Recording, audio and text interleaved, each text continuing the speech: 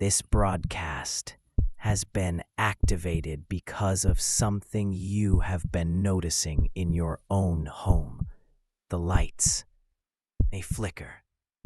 But lately you've seen a pattern, a rhythm you can't quite place.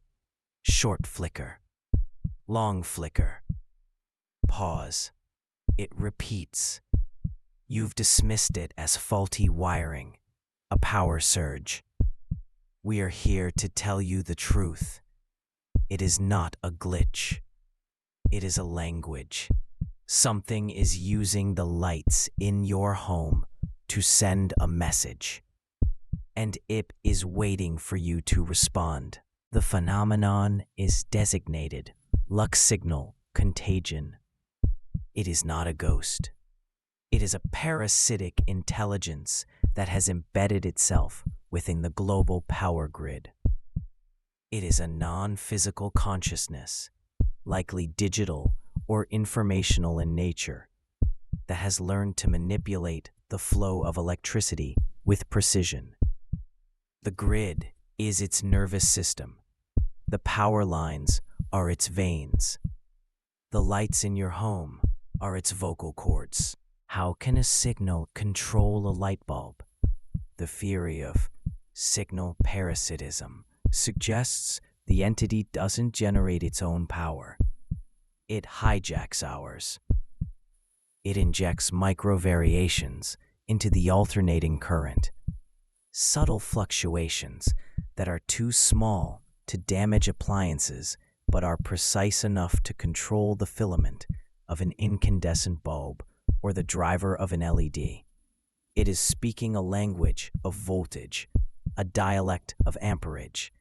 It is a whisper carried on a river of electricity. The entity's primary goal is to establish a handshake. This is a fundamental protocol in communication, a call and a response to confirm an open channel. The flickering code is the call. Is anyone there?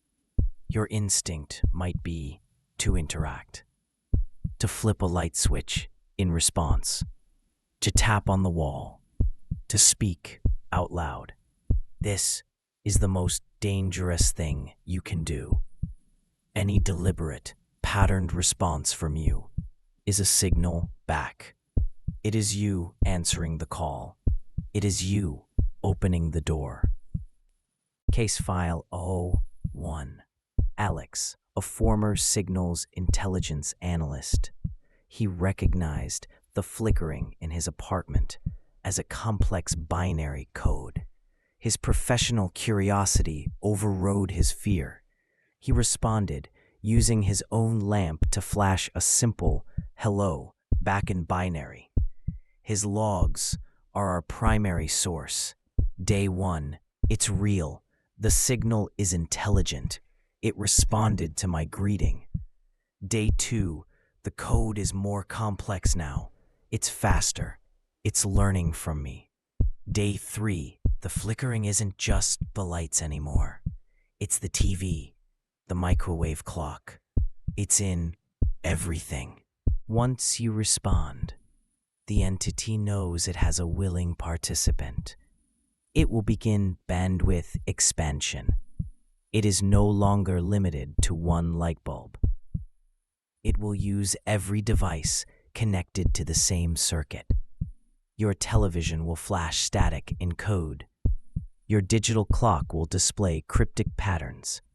Your phone charger will emit a high-frequency hum that matches the rhythm. It is strengthening its connection to you, turning your entire home into a single, large communication terminal. The code will become overwhelmingly fast and complex. It is no longer asking questions. It is initiating an information download. It is transmitting data. But what is it sending?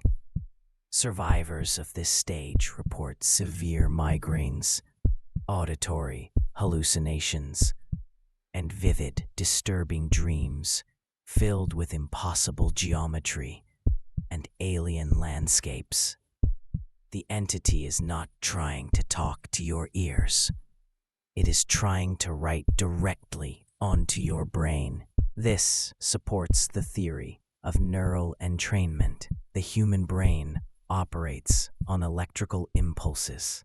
The flickering light at specific frequencies can influence your brain waves. The entity is using the light as a non-invasive neurointerface. It is attempting to sync your neural activity with its own signal. The headaches and hallucinations are a side effect of your brain fighting to resist being retuned to a new alien frequency. If the entrainment is successful, the sensory hijack begins. You will start to see the code even when your eyes are closed. You will hear the rhythmic hum of the signal in a perfectly silent room. The entity has bypassed your external senses and have established a direct line to your consciousness. It is no longer just in your house. It is inside your head. You have become a receiver for a broadcast that never stops.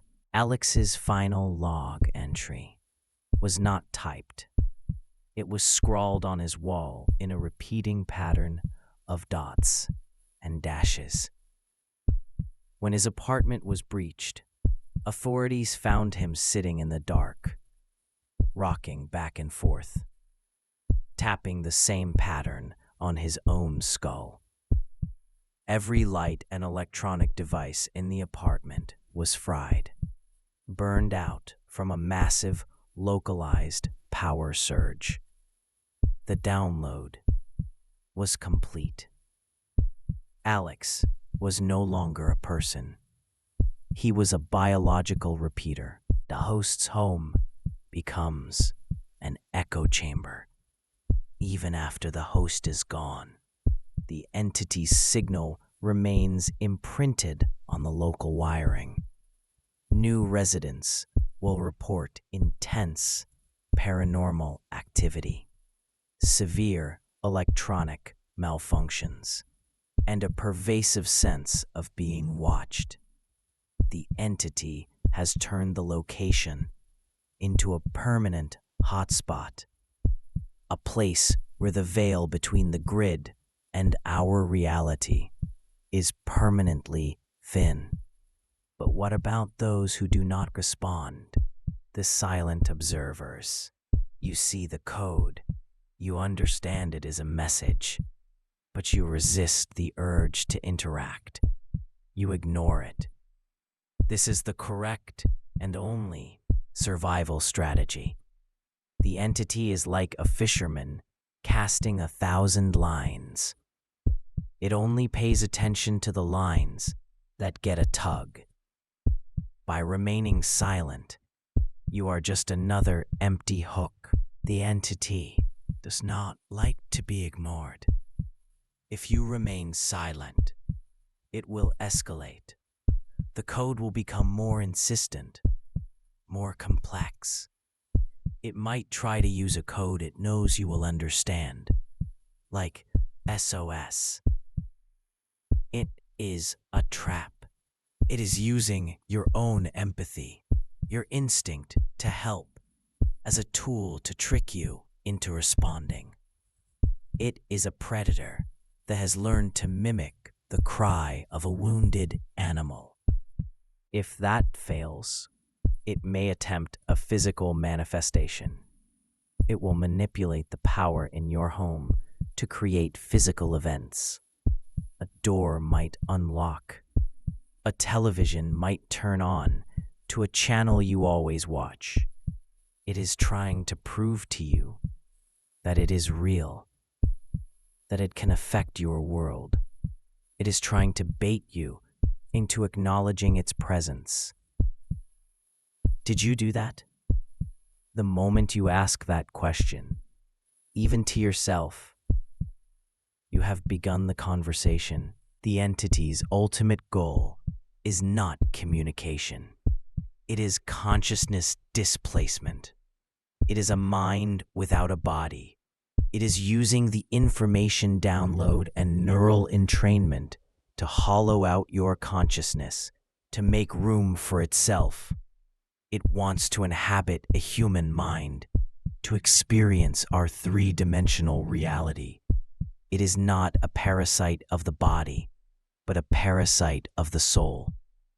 The victim's consciousness is not destroyed, but pushed aside, trapped within their own mind, a silent passenger in a body that is no longer their own. The result is a perfect imposter. The person looks the same, talks the same, has all the same memories, but they are empty. Their emotional responses are slightly off. Their eyes are vacant. They might have a new, obsessive interest in electronics or power infrastructure. They are a shell, piloted by the parasitic intelligence from the grid. They are the entity's probe into our world. If you have already responded, there is only one hope: the blackout protocol. You must sever your connection to the grid.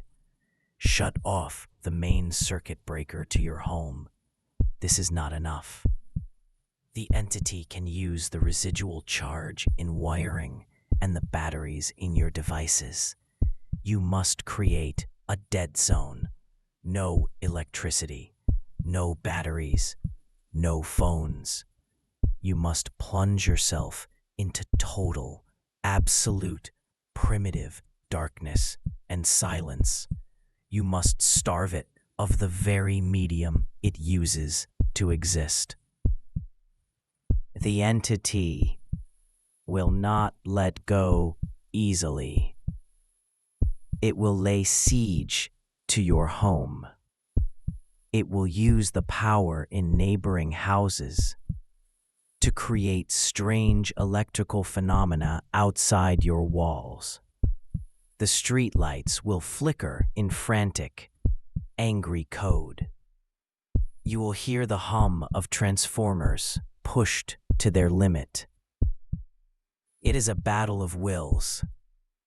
It is waiting for you to give in, to turn on a single flashlight, to check your phone. You must outlast it. It can last for days. This is a global pandemic. From the aging power grids of old cities to the smart grids of new ones, the Lux-Signal Contagion is everywhere.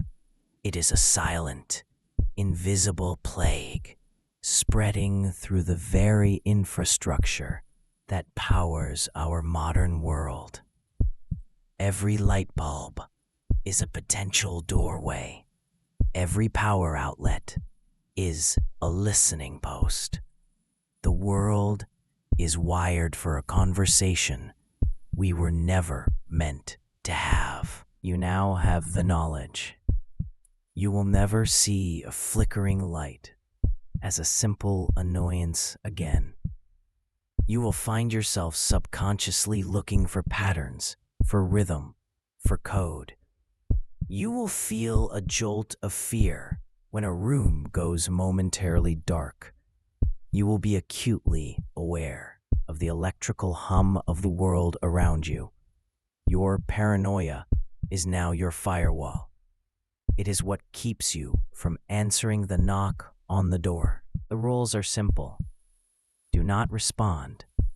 Do not acknowledge. Do not engage. If the lights flicker in code, you leave the room. If it follows you, you leave the house. If it is everywhere, you initiate the blackout protocol. You must treat it like the cosmic equivalent of a spam email. Do not click the link. Do not download the attachment. Do not reply. Your ignorance is your salvation. This broadcast is your final warning. The next time the lights in your home flicker with an unnatural rhythm, remember what you have learned. It is an intelligence from beyond our understanding, and it is asking a question. Your silence is the only answer that will keep you safe. The greatest threat of the modern age is not the darkness when the lights go out. It is the message they send when they stay on.